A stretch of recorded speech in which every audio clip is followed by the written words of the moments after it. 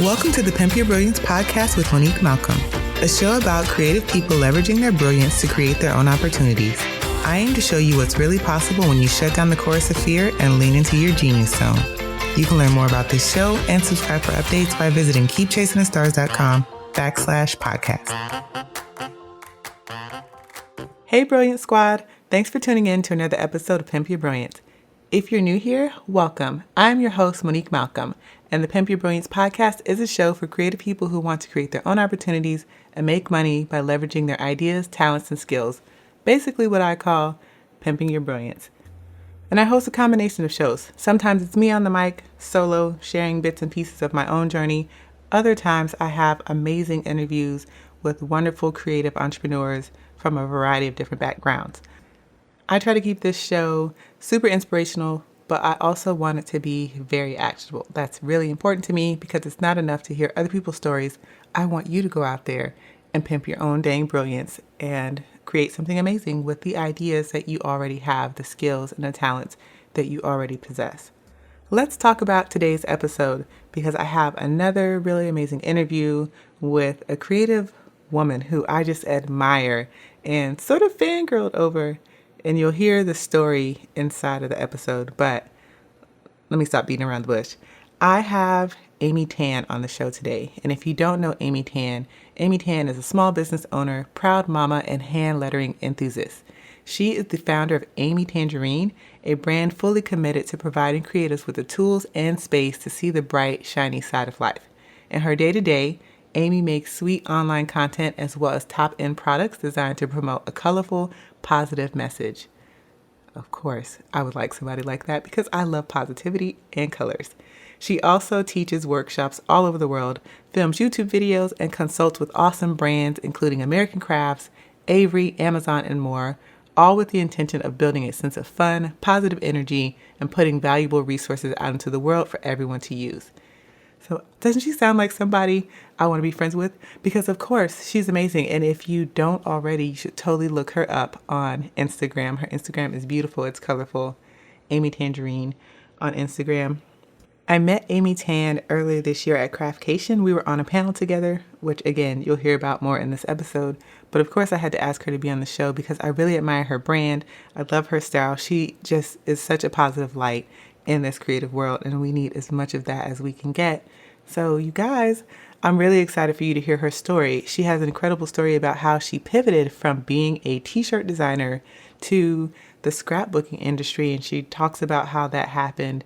We also talk about online criticism and challenges and keys to success, all of the really good stuff. So I hope that you guys are ready. Grab your pen and your pencil and let's dive in. Hi, Amy. Welcome to the show. Hi, Monique. Thanks for having me. I'm so excited to have you. As I told you when we met at Craftcation a few months back, I've been following your brand for the longest time. So it was great to, one, meet you in person and then to be able to invite you onto the show. So I'm pretty excited to hear. Aww. You're so sweet. Thank you. I really want to hear a bit more about your own story because I got to hear a little bit of it at Craftcation and then kind of talk about some of the stuff that you have going on right now. So let's start at the top. Can you tell us a bit of your story? Like, how did you get to the place that you are today? Sure. I have always been crafty. My parents both encouraged this creative side because I was an only child. We would have weekend projects and I would find myself saying that I was bored a lot. And I think to nurture that boredom, they had me busy with different activities. So my mom taught me how to sew. She taught me how to do tie-dye. We made friendship bracelets, all kinds of crafty things that you probably have been familiar with. You know, I grew up in the 80s, so all those different trends and fun activities that you might engage in. I also collected stickers and Post-it notes, and I didn't realize back then that it was really planting a seed of loving these little things that brought me joy. And I was able to carry that through my teenage years when it was a little bit difficult. My parents divorced when I was 15, and I needed some kind of creative outlet to focus my energies into. And, you know, the angst of being a teenager, I found myself really kind of going into this negative spiral. So to combat that, I started writing down inspirational quotes in books. And I would pass notes to my friends, and we would write notes to each other and find these quotes that we really liked and draw them or write them in really colorful and fun ways using markers and different types of pens. And we would also decorate them. So fast forward to when I was in college, I actually started sewing dresses for friends of mine. And I went to school to study industrial design because I got into Georgia Tech and my dad was an engineer and he was so proud of me.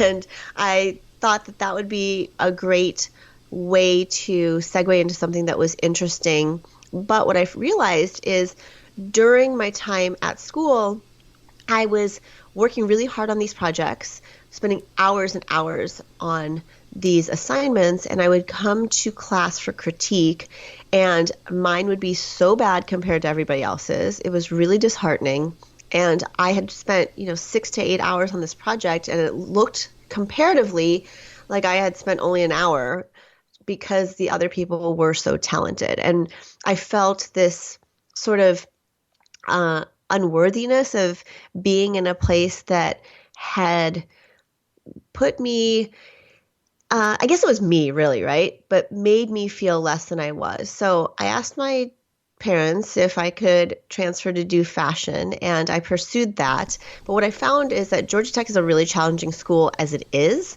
And when I went to the new college, I was doing something that I was really interested in, and it was actually pretty easy.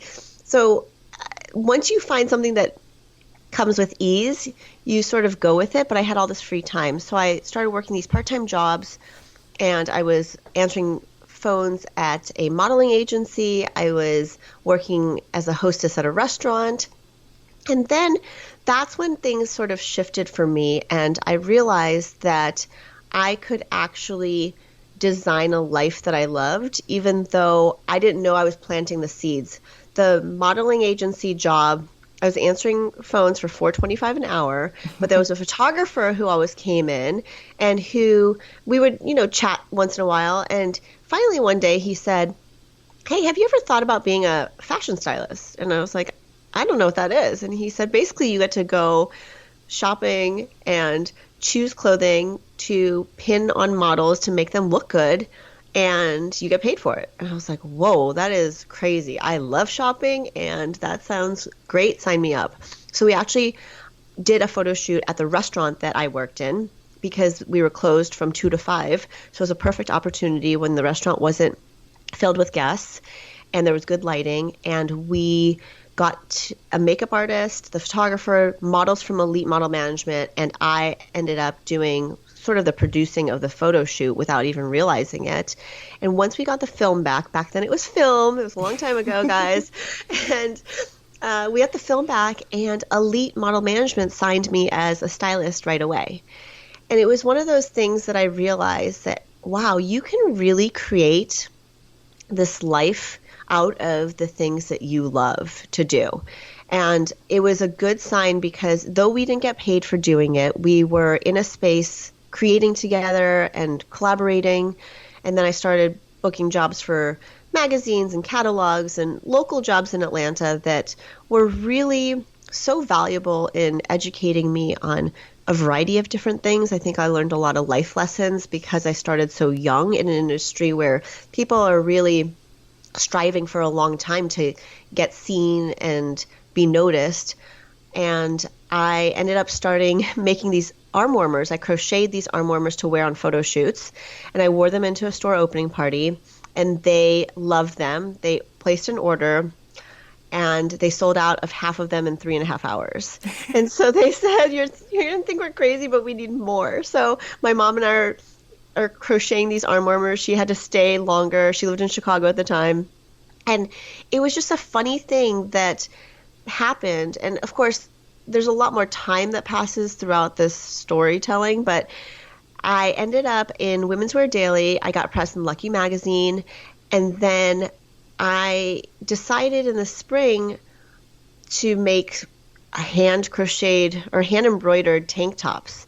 And so my mom and I were making these one-of-a-kind tank tops, and they ended up getting picked up by Fred Siegel because a friend of mine in the music industry, I was in New York at the time doing a fashion styling job for a record label, and he was the A&R guy, and he's like, I'm flying out to LA. I was wondering if you had a couple samples you wanted me to take with me because I'm friends with the buyer at Fred Siegel. And sure enough, they ordered 20 of them. I flew out to LA a week and a half later after they got them, and out of 20, they only had 3 left.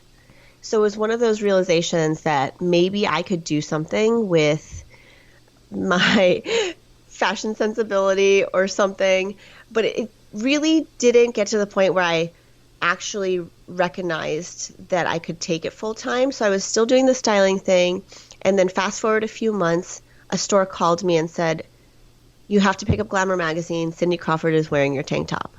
And she was wearing, just to give you an idea, I wholesaled the tank tops for $50 and they retailed for $120. So she was wearing $120 tank top, working out, doing leg lifts. And it was amazing. This paparazzi shot caught her. But it was one of those things that I realized that maybe I should focus my energies on the thing that is carrying me through and could probably blossom into something bigger than I realized. And it turns out, the things that you really love to do, how when you get obsessed with something, you spend all your time doing it and thinking about it, and then it becomes sort of a bad thing because I got so immersed in it.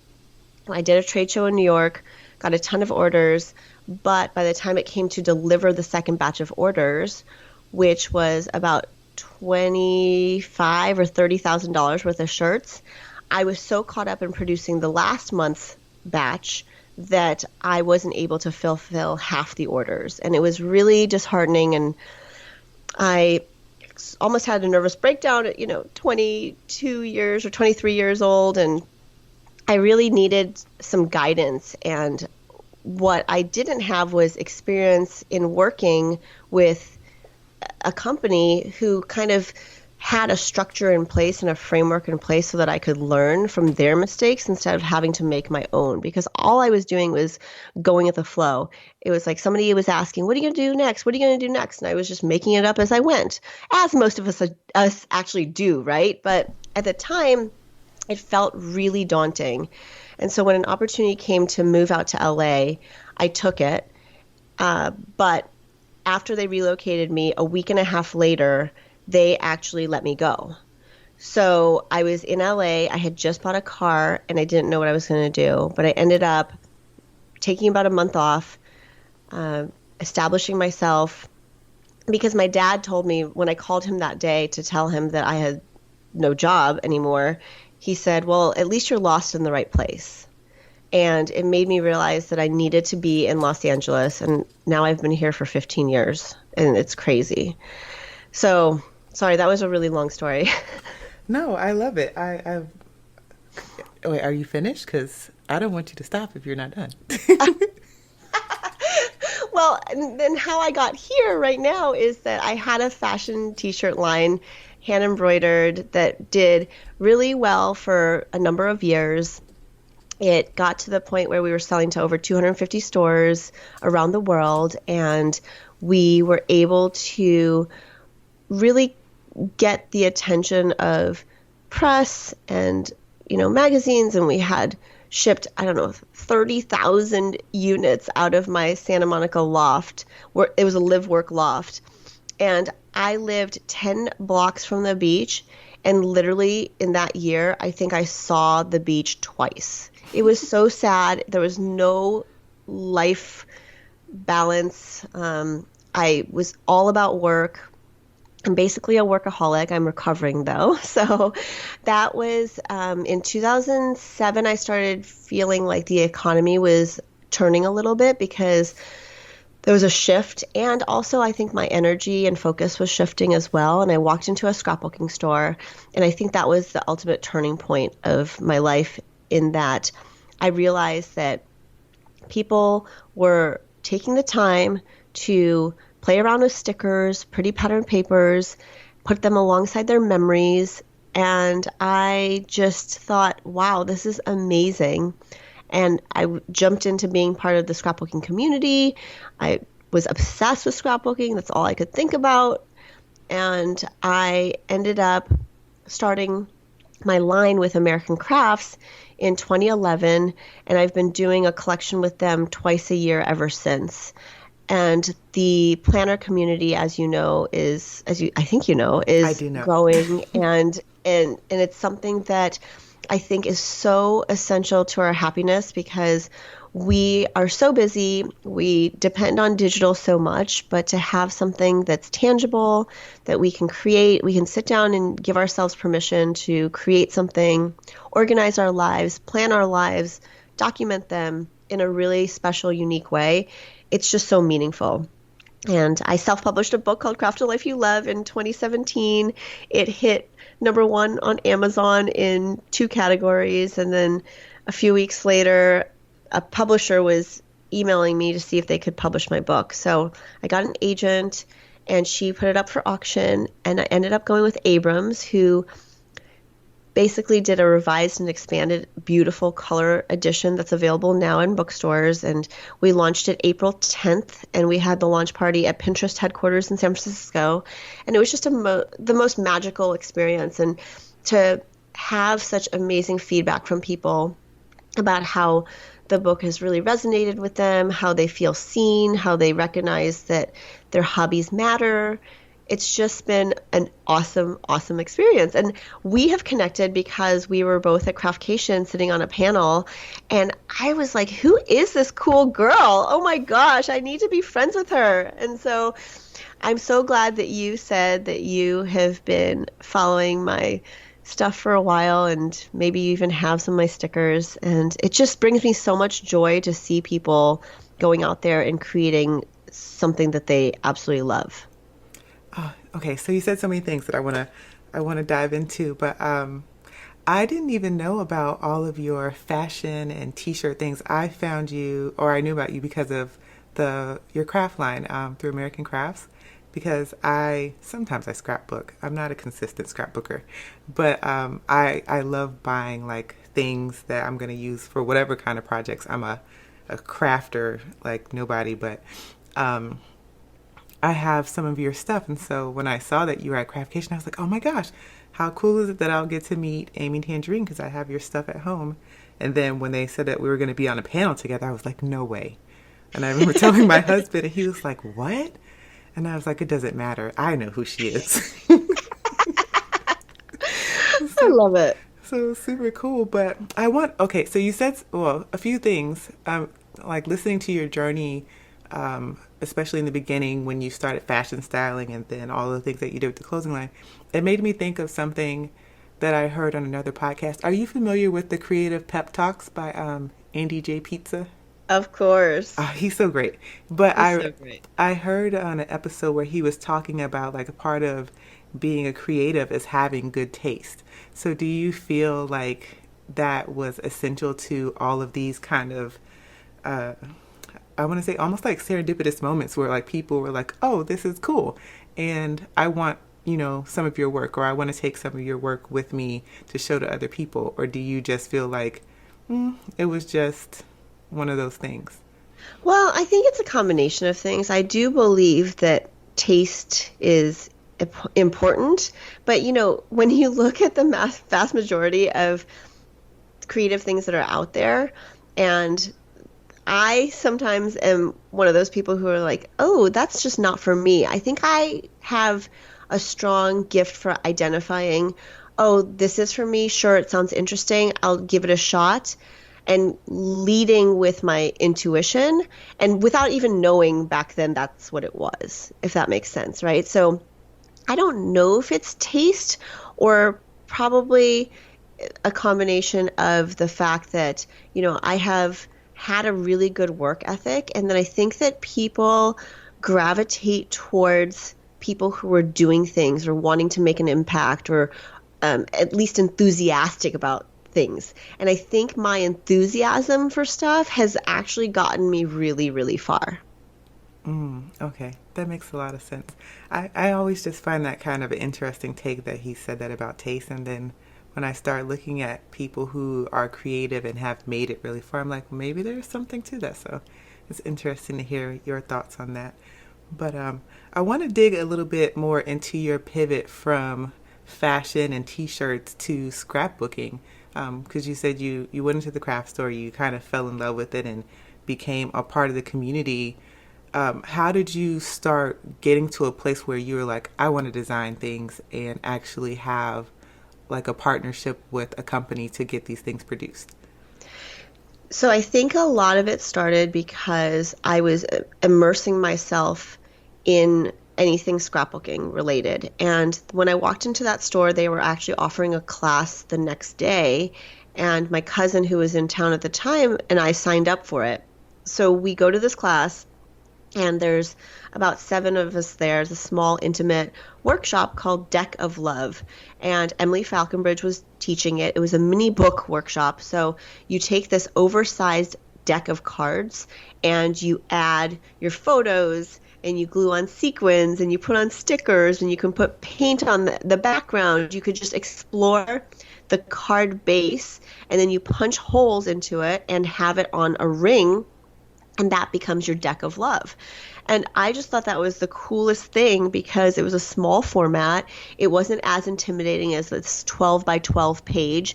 And I think that that segue into the whole scrapbooking world really helped substantiate the fact that you can start where you are no matter what you have, right? So you can take the supplies that are right there available to you and do something with them. You don't have to have all the pretty pattern papers and all the stickers, embellishments, whatever. I mean, it helps to have those things that can inspire you, but you don't have to do it.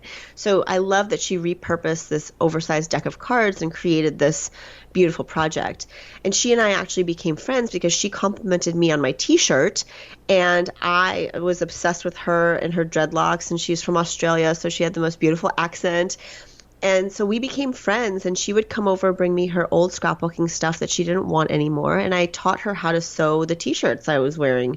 And the reverse applique technique is something that I was happy to share with her because she was just loving the fact that she could create something by hand, and she was upcycling fabrics. And that's how I really got started too, is I was taking these men's silhouettes after the tank tops.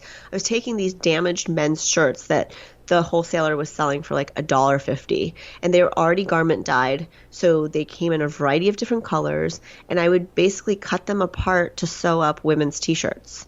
And I think that that helped me transform this idea that you can literally make something out of whatever's in front of you, and documenting your life and appreciating the people who are in it, taking pause, printing out your photos and actually putting them on paper. There's something that happens that's so visceral and magical with that, especially after you look at it, you go through the process, you enjoy it, you look at it, and then years from now, you can share it with others too. You can share that joy immediately, and you can share it with others years from now. So it's a combination of both things where you're able to find this joy. And what I found is that as Emily and I became friends, she was inviting me to all the scrapbooking events that were going on. And there's this big trade show called CHA, which is now called Creativation. And there were thousands and thousands of people and hundreds and, I mean, maybe even thousands of booths. I don't even know. But it was my place, and I found my people. They were so encouraging. They were just fostering each other's creativity and each other's hobbies, and they just had an optimistic way of looking at life. And even though obviously in our lives we go through struggles, they figured out ways to document those struggles. They figured out ways to preserve the little memories. They just had a great sense of gratitude.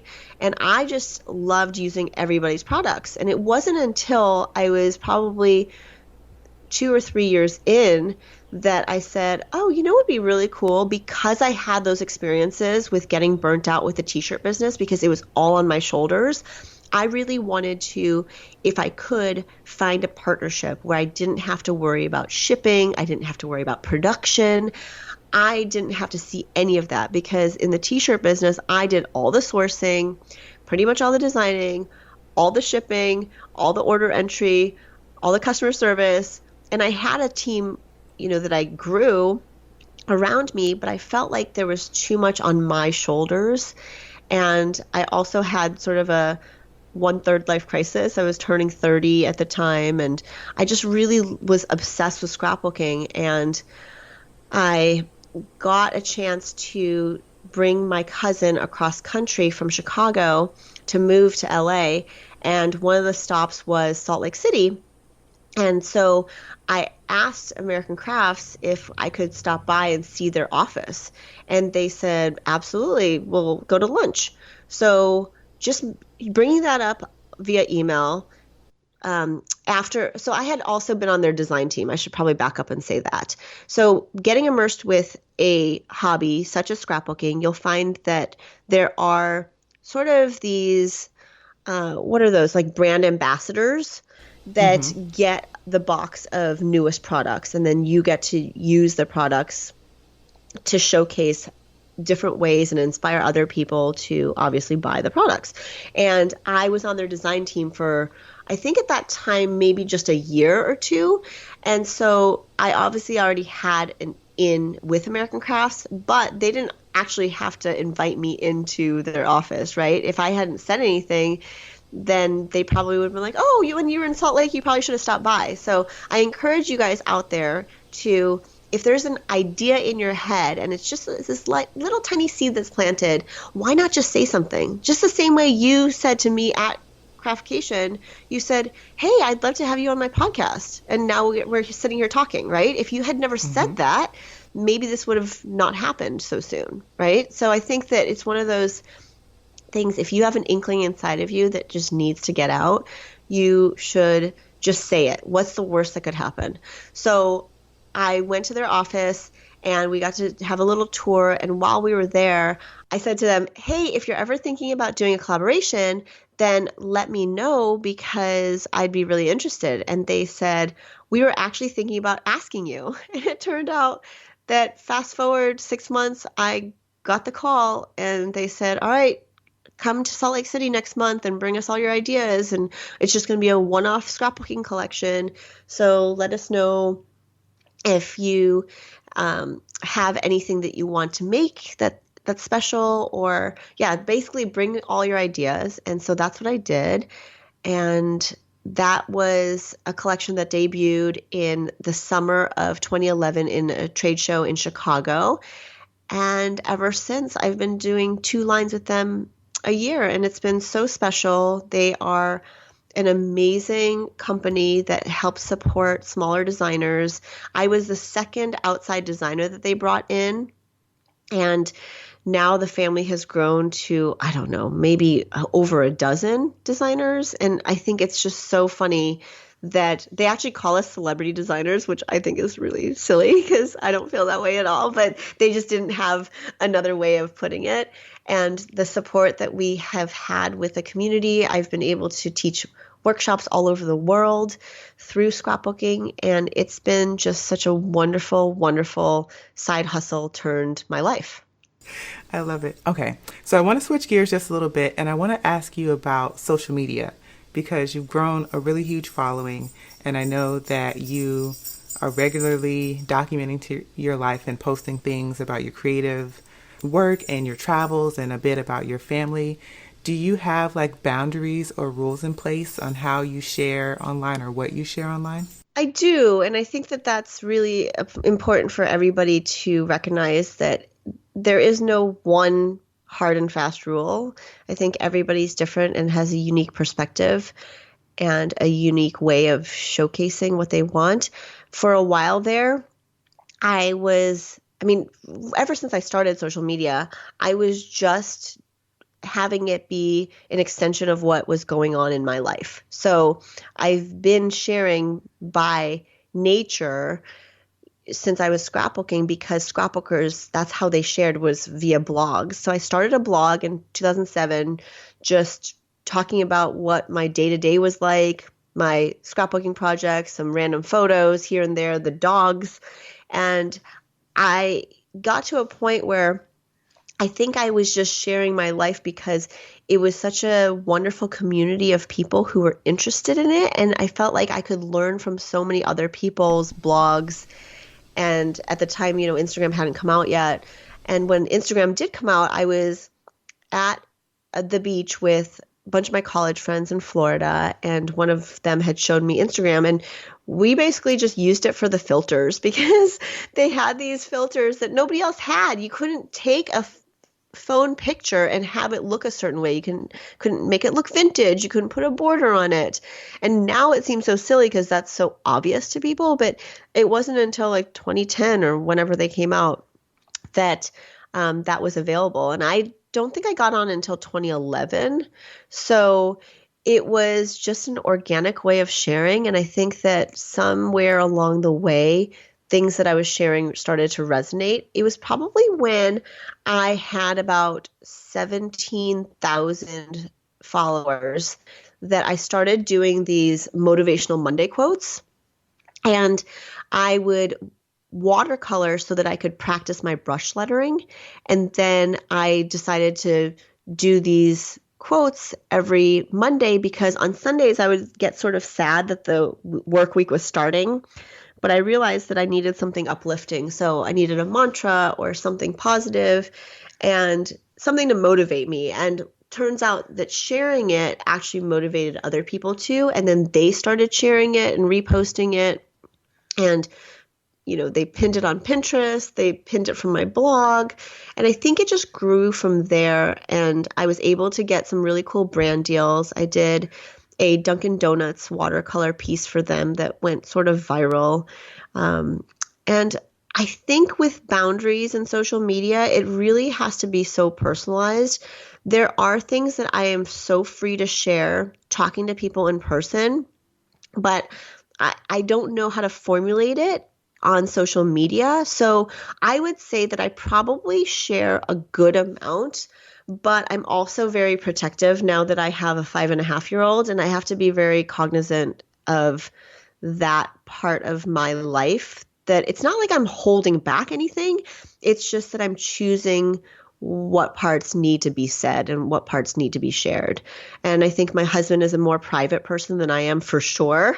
So there is a conscious effort to really, I don't want to dilute anything, but at the same time, I think that everybody gets to see a good chunk of me and how I am, because I've gotten numerous comments about how I'm just like I am on my blog, or I'm just like I am on my YouTube channel.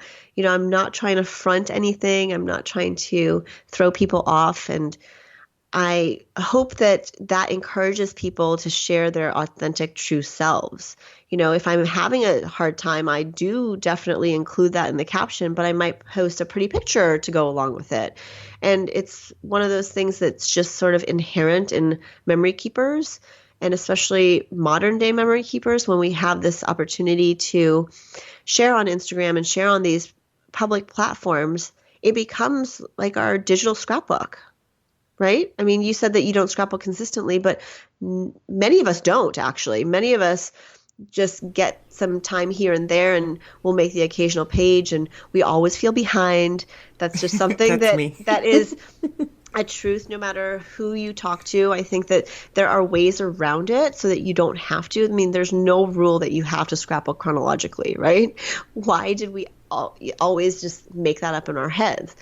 And so, I mean, I'm sure you get it. You like to dabble in the creativity. You like to buy the supplies because who knows what project you'll be able to use them for. And I feel like that's the way with paper crafters. And when you go into a craft store and you see something that you like, I always say just buy it. You never know when your stroke of genius is going to hit and you're going to say, I'm so glad I have these on hand so that I can make something with them.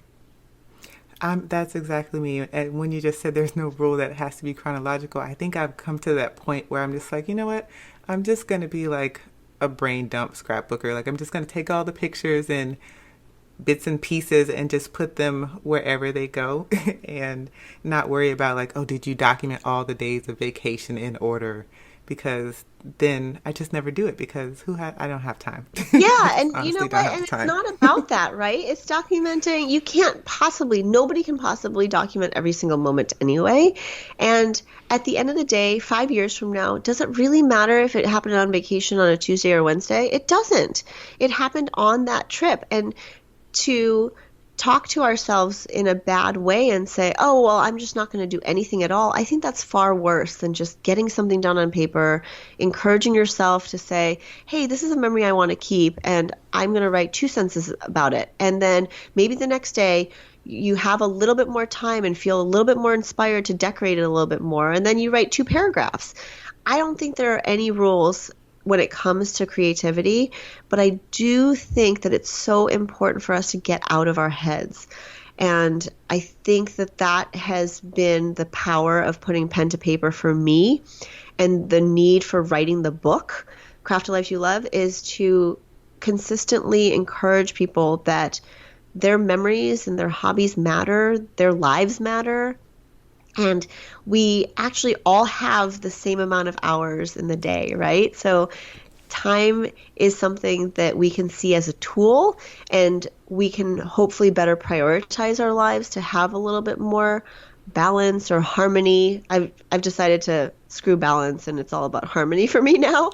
And as a Libra, it's kind of a hard thing to come to terms with, but it's really about the flow of our energy and where we want to express ourselves. And I know that for me, and probably for you, right? Your husband probably notices this. If you haven't been creative for a while, I don't know. I'm just going to speak for myself. I get a little uptight and a little annoyed at stuff, and I have a shorter fuse. And my husband recognizes that and is really just so aware of how I need to operate. If I need to spend 2 hours in the studio, because I haven't been able to for days, then that's what I give myself permission for. And he totally supports that. I am one of those people who, if I haven't been creative or done things in a while, I do tend to get a little not nice. One of the things that I've just kind of embraced is I'm really big into spinning, taking spin classes. Ooh. And so that is the thing that I'm just like, I haven't spun in a couple of days and I'm coming unglued. So I need to Yes. go. Yeah, everybody has their thing, right? And I think that that is something that we really, I mean, in spinning, you are taking care of yourself. You're feeding your soul in some way, right? That's why the spin place that I love is called Soul Cycle. And, Oh gosh. there's something magical about that. There's a connection that you make when you're on that bike. I'm so glad you said that. And I'm so glad that you're a fellow spin enthusiast, because every time I tell people about my love for spin, they're just like, I don't know. The spin bike hurts, and they have all these things. And I'm like, you either love spin or you don't. And those of us who do, like, there is just something about the time on that bike that I can't replicate anywhere else. Oh, it's so special. It really is. It's my favorite thing. I want to ask you about, because you've shared some of your challenges like early on in your journey, but what do you feel have been like your keys to success? Ooh, I would say a key to success is something I brought up earlier, which is enthusiasm. I think you have to have this joy that comes from pursuing your passion. And if you are out there and you're feeling like you're unsuccessful, or you're feeling like you're being bogged down, or you're struggling, just know that you're on the right path and you just need to keep going a little bit further. And I think that the most important thing is that when you do meet some sort of resistance, the idea of success that you have in your mind is probably in need of some tweaking. Because I know that I used to view success in a number of different ways. And once you hit those goals or those markers, or you don't hit them, life still goes on. You actually have become a better person and have been nurtured because of what you've been through. And so just because you might think of something as a failure, you might actually have to reframe it in your mind. So maybe one of the keys to success is actually resilience and a willingness to go for the things that you want to do and how you want to spend your time and who you want to spend it with, and being really, really clear on those goals. Because I think sometimes we, as successful entrepreneurial types, or control freaks, I should say. For me, I'm a control freak, and I have to let go of certain expectations of myself, of others, or else all I'm doing is being resistant to what the universe is wanting to provide. And I know that's going to sound a little woo-woo, but I've noticed that in my life when I try too hard, and I think it's something that either a goal that was planted by my parents or an outside force, I really have to get still and get quiet, and sometimes just go paint for the heck of it, or go just cut up some paper, or zone out and watch Big Little Lies, or zone out and do something that is, take a walk or do something for me that is different, because then I can get clear on taking pause, looking at the situation, and really having a new lens that's fresh to view it from. Okay, and then I want to ask you about something really quickly before we wrap it up, because you mentioned it right before our call, and I remember you saying something about it on our panel on Craftcation. Will you talk just a little bit about dealing with online criticism? Sure. My goodness, right? I got my first, so I started a podcast called Craft a Life You Love, and I got my first 1-star rating. Okay, there's 43 5-star ratings and 1-star rating. And I, at first, was I walked through this process of like, wait a second, what? Oh my gosh, somebody hates it. I shouldn't do this anymore. Oh my gosh, what do they say? Somebody doesn't like my podcast. All these fears and doubts and things that are natural for you to go through as you see something that isn't expected. Because luckily, I have gotten so much support from this community. I rarely have to deal with negative comments. I mean, it's very, very rare on my YouTube channel, on my Instagram, on my blog, anywhere that I have to deal with too much negativity. And I feel blessed that way. But I really think that it's the strength of the community that comes together, and they're the ones who understand it, right? So I'll just read it to you. It says, the title is called Seriously, with a question mark. Craft my way to happiness. Scrapbook to success. Surely you jest, question mark. So after I read it a few times, I was like, wait a second. I'm going to say he because I'm assuming it's a male. He doesn't understand it. He doesn't get it. This podcast is not for him. I don't know why you would feel the need to leave a negative rating and a negative comment when this has nothing to do with him. Why is he trolling something that says craft a life you love when he doesn't clearly like crafting, he doesn't like his life, and he probably doesn't like love, It's like, yes, seriously. So my response was I went on Instagram stories and I just kind of walked through my tips on how the process of how I felt. And I just want to encourage people to recognize that what you are doing, what you are showing up for, if you are sharing on social media, there are going to be tons of people who are cowards and who are scared to even put themselves out there. So just by the simple act of you doing that, you make yourself vulnerable to the people who want to bring you down, because they are so unhappy and miserable in their own lives that that's the only thing that they want to spend their time doing.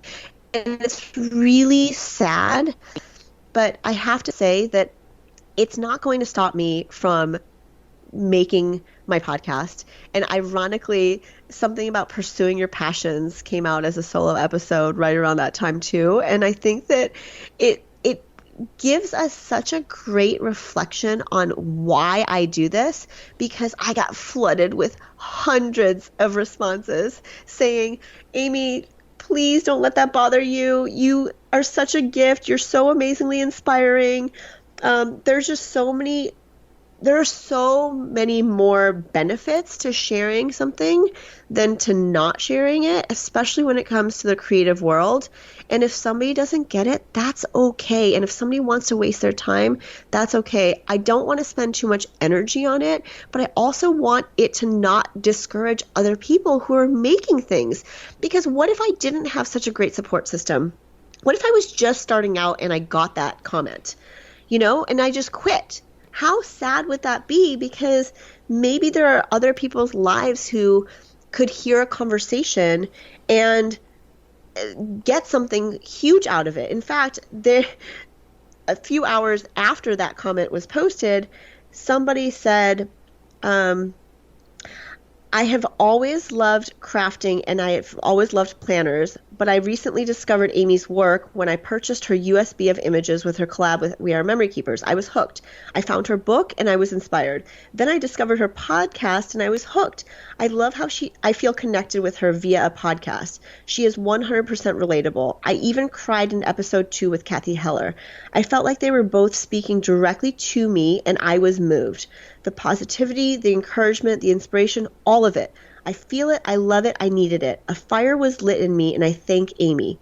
This is the best podcast that has happened to me. I mean, are you kidding me? That happened literally hours after this negative comment. So, you have to keep yourself grounded and realize that the funny thing is there is truth to what the negative person said, but in the most ironic way, right? Yes. Guess what? You can craft your way to happiness. I am serious. You can scrapbook to success. Yes, it's true. Those are true things. So I think you have to take the negativity with a grain of salt. And, we are so focused and I guess programmed to, out of 100 comments, let's say, if one negative comment is there, that's what sticks, right? Why is that? Why do we do that? Why do we allow ourselves to do that? It's the craziest thing, and it's so unnecessary. I hope that answered your question. No, it did. It did. And thank you for sharing that, because I always try to make sure I balance like the realities along with like the inspiring good pieces.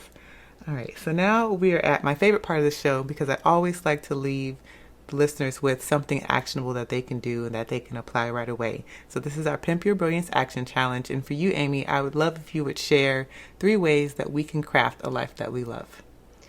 Okay. Number 1, take the next week and get a piece of paper or a journal and take 2 minutes or 5 minutes, whatever time you have in the morning, and just write 3 things that you're grateful for, or 3 things that you want to do, and 3 positive things about yourself. And just do it for a week and see how dramatically your life changes, and see how you can lay the foundation for your day in such a brighter way. And I promise you, in 7 days, you'll notice a shift. And just focus on the positive, okay? Only positive. Things you're grateful for, things you want to do, and things that make you happy. And, nice things about yourself. Number 2, I would say, what is something that you haven't done for a while that feeds your soul that you want to do?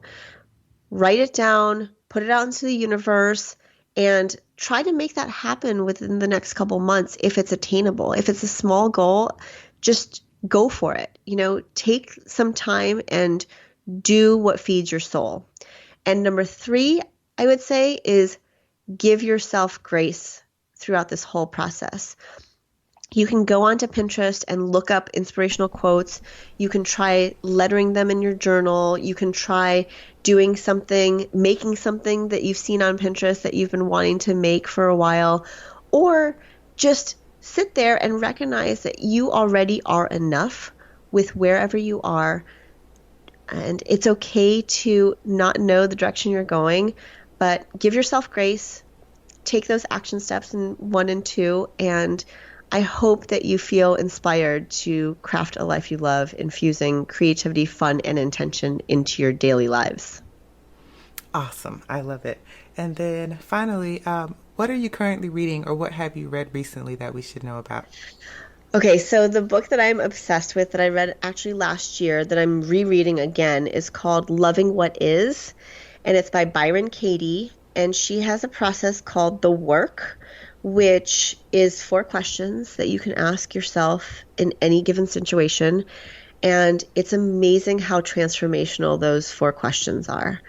And I highly recommend it to anyone. The parts that I had to skim in the book, some of the situational ones where she's talking to people, I sort of, you know, glanced over those because they weren't at the time relevant. But I know that with the 4 questions, people's lives have been changed and transformed. So yeah, it's called Loving What Is, Byron Katie. All right, so I will add that to the show notes. And if listeners want to get in touch with you or find you online, where will they find you?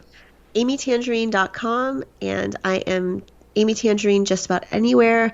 I'm active on Instagram. I have a YouTube channel and a new podcast called Craft a Life You Love. And yeah, reach out, say hi, send me a note. I'm super approachable and I love hearing from people. All right, well, thank you again, Amy, for being on the show. This was great. I'm so glad that I asked you to be on the show and that you said yes. Thank you. Thanks so much. All right, guys, until next week, go out there and pimp your brilliance.